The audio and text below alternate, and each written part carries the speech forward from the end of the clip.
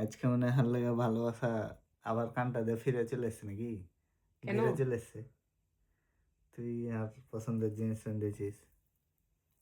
আর জিখানটা মনে হয় যে আজকে ভরে গেল পুরা খাওয়ার দেখে। গরুর মাংস আর খাইছা?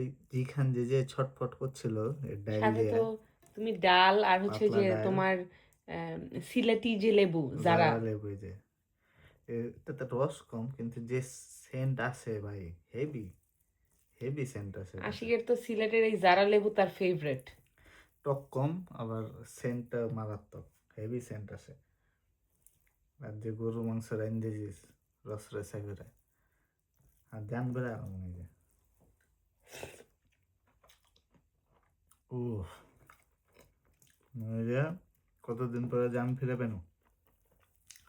কালকে খাওয়ালি আলু ভর্তা ডিম ভাজি, তার আগের দিন খাওয়ালি পেঁয়াজের ডাল।